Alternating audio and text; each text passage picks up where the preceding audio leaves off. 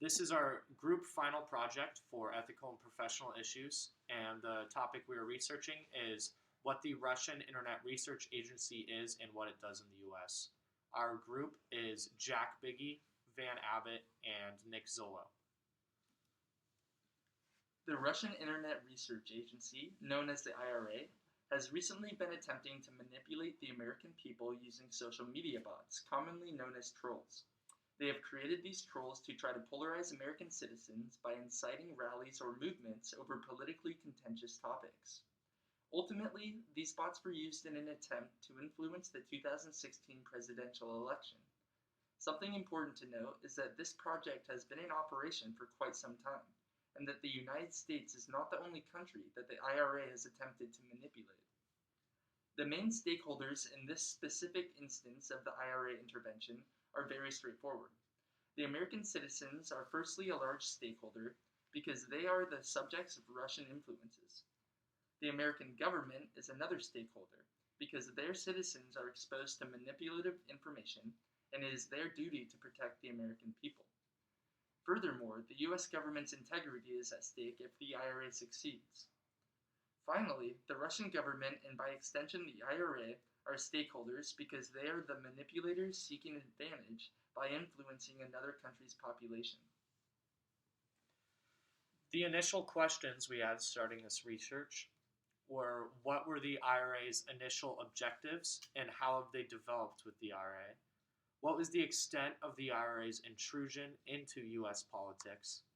And are social media companies responsible? And how can we regulate social media to prevent against this kind of attack and manipulation in the future?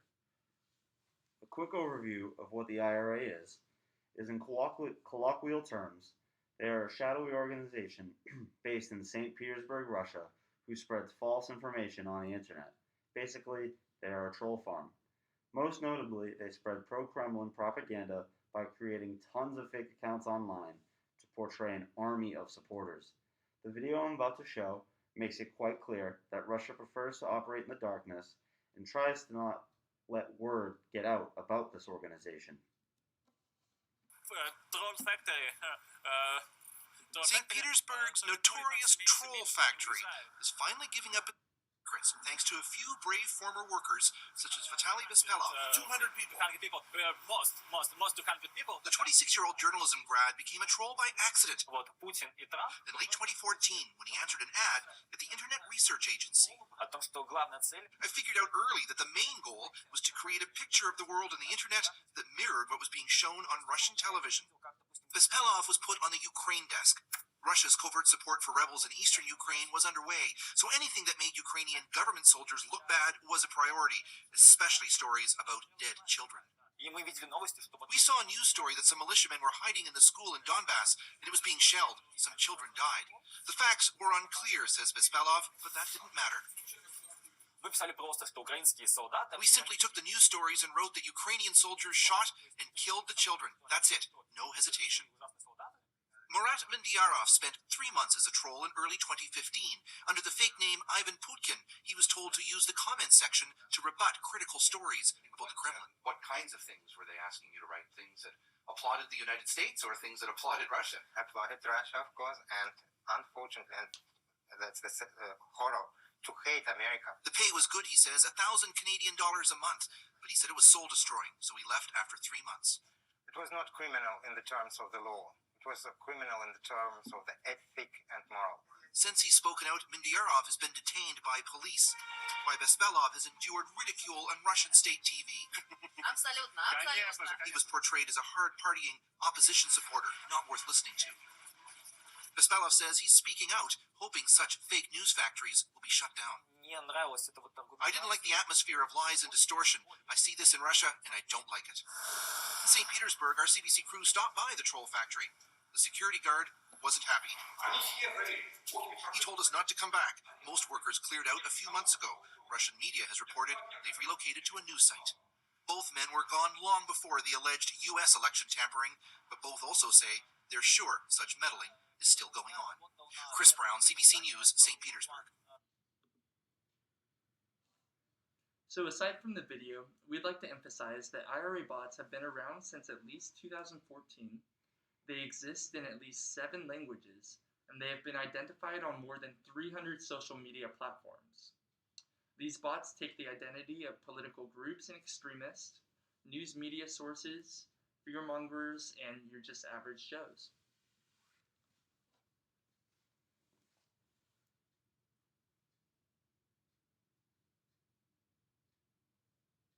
So the IRA has been linked to claims of Ukraine as a failed state and also Turkey as an aggressive destabilizing force. So it is evident, once again, as we are emphasizing from the video, that Russia has been launching these attacks up against multiple countries.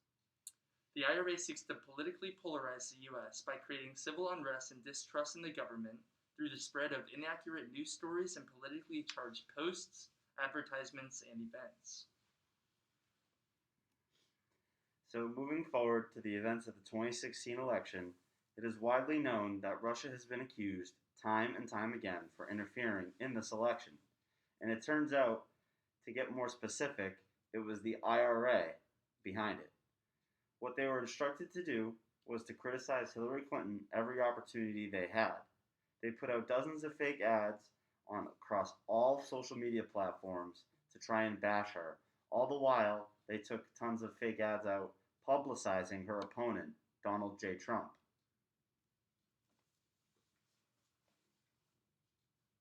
Most of the IRA's intrusion into U.S. politics was done through the use of trolls in social media.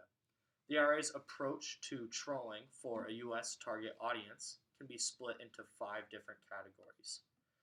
The 5 different categories are the right troll, the left troll, the newsfeed troll, the hashtag gamer, and the fearmonger. The right troll is designed to target the political right in the U.S. by broadcasting messages with views that align with right-leaning opinions. They utilize common hashtags and distinguish their views and make them appear as real U.S. citizens by using hashtags such as hashtag MAGA. Interestingly enough, surrounding the 2016 elections, it was common for them to talk down on mainstream and more moderate right-wing politicians such as Mitch McConnell, and in turn promote Donald Trump. This is pretty much how the left trolls acted by promoting movements such as Black Lives Matter and using their similar hashtags, while also turning around and denouncing Hillary Clinton, leading up to the 2016 election. The newsfeed trolls posed as local news sources all throughout the U.S. with vague names such as @OnlineMemphis and @Kansas Daily News. These accounts spread fake news stories that are small time and very believable to build false credibility. Some accounts posing as more international news stations would periodically post pro-Russian stories to a U.S. audience. The hashtag gamer trolls would pose as real people that consistently tried to start hashtag trends with various messages, some meaningless to deflect suspicion and ulterior motives, and others politically charged on both sides. Lastly, the fearmonger accounts would spread fake news reports with incredible detail of various crises in the U.S. to spread misinformation and invoke fear.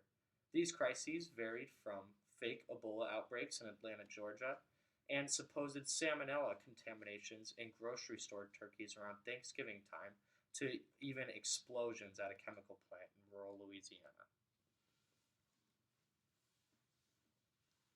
So, their activity didn't stop after the 2016 election.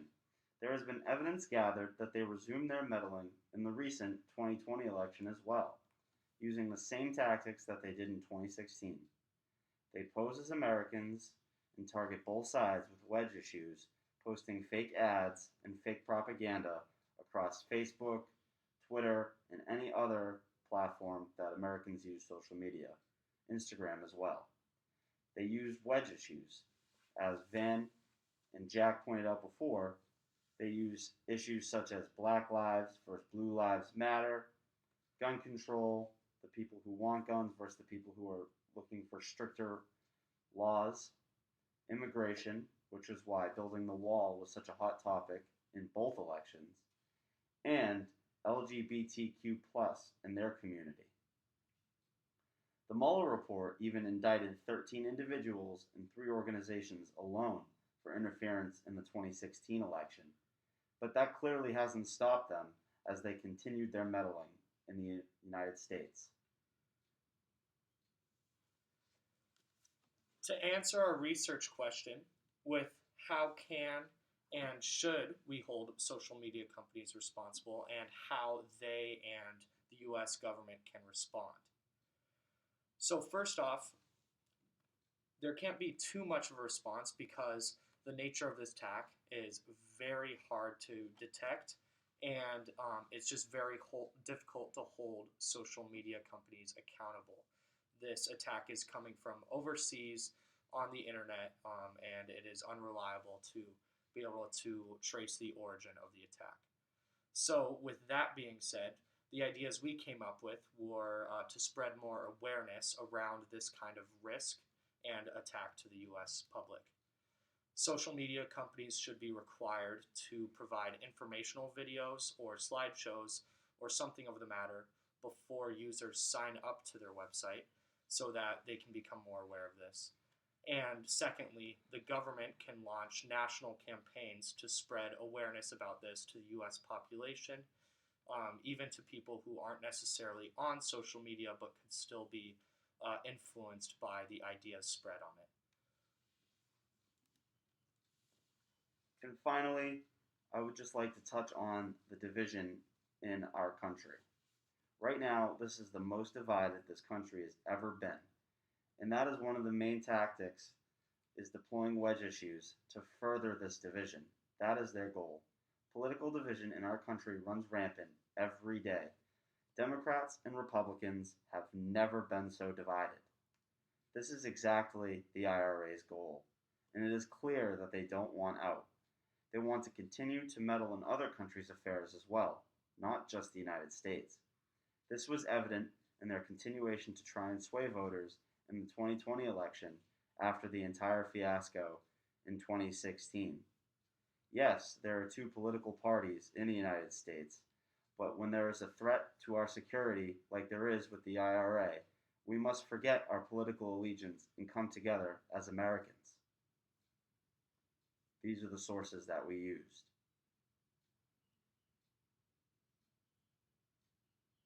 Thank you.